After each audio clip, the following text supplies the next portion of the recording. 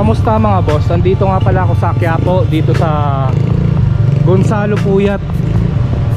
Titignan natin yung Kes4 na mountain bike tsaka Twitter dito sa Clyde Lane Bicycle mga boss. Ito ang ibabike check natin ngayon. Unahin natin tong Twitter Mantis mga boss. Alo yung frame nya. Maganda yung pagka-welding nya, smooth welding mga boss. Yun nga lang, hindi pa siya tapered head tube mga boss yan. Pero maganda yung kulay ng frame nya. Size ng frame 17 medium. Yan. Made by Twitter yung seat post nya. Alloy mga boss. Sa gulong nya CST mga boss, 29er.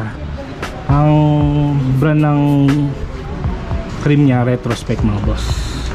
Tapos sa fork naman nya made by Twitter din. Black yung stanchion. Yun nga lang ano pa to, coil pa to, hindi pa siya air. Twitter din yung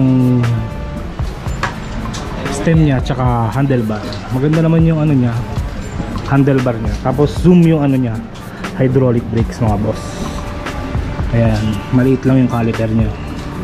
Quick release siya. 29er. Naka 1x nga pala to mga boss. 1x12. Retrospect ang shifter niya mga boss. 12 speed. Ayun yung cogs niya, laki oh. Mantis 2.0. Halotech na rin. Retrospect din yung brand ng crank. Ayan, baka gusto nyo ng Twitter, pasyalan nyo dito sa Clyde Lane. Ang price nito 25,000 mga boss. 25k.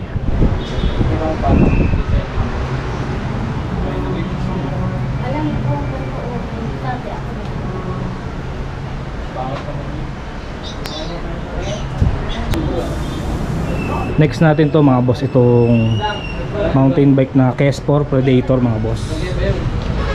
Size 27.5. 17 yung frame, medium. Alloy frame, maganda yung frame nya. Matte. Tapos dito makintab yung ano nya, brand nya.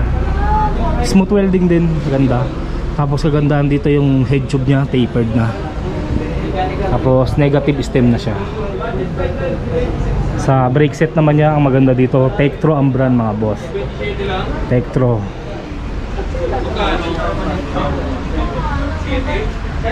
Quick release siya. Yung port nya air shock na mga boss. Size 27 to mga boss ha. 27.5. Shifter nya SRAM mga boss, 12 speed. SRAM din yung ano nya, crank. Ito yung cogs nya, laki oh. 12 speed, all black mga boss.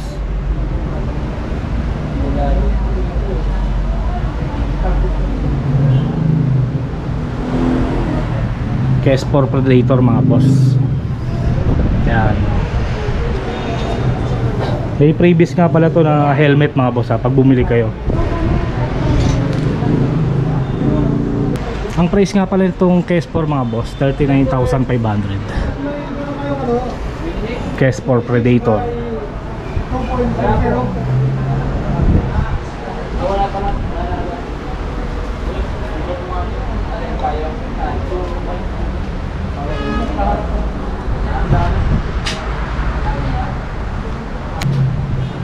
Ito last natin mga boss, itong Kespor Stork Feather mga boss.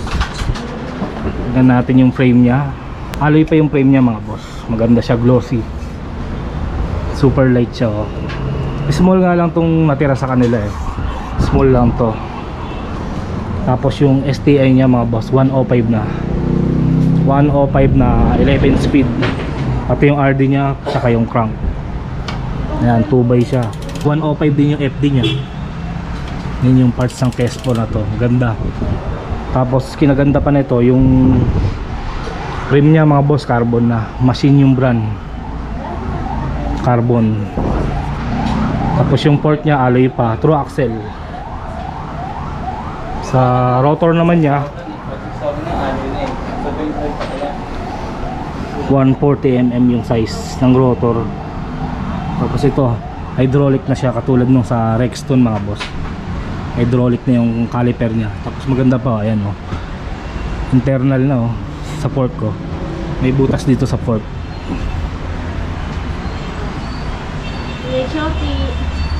Eto, okay ba to? Machine ang brand ng stem. Ayan. Stork Feather. Made by Kespor naman yung seat post nya. Itong seat post carbon na mga boss.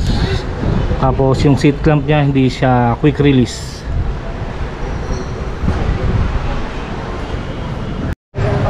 Ito mga boss, timbangin natin tong Kespor Feather para malaman niyo yung timbang.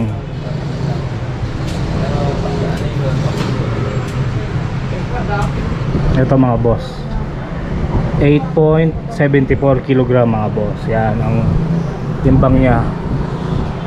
Yan mga boss, kung interesado kayo sa Kespor na Feather, pasyalan nyo na lang dito sa Clyde Lane. Ito yung price nya, 64,500.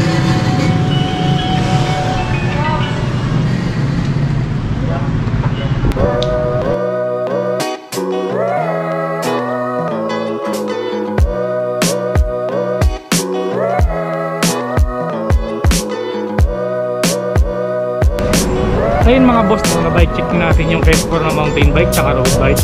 Pasyalan nyo na lang sa Clyde Lane kung interesado kayo. Ilalagay ko na lang yung address sa description. Hanggang dito na lang tong video na to mga boss. Salamat sa pagsama. Kita-kits na lang ulit tayo sa susunod na video.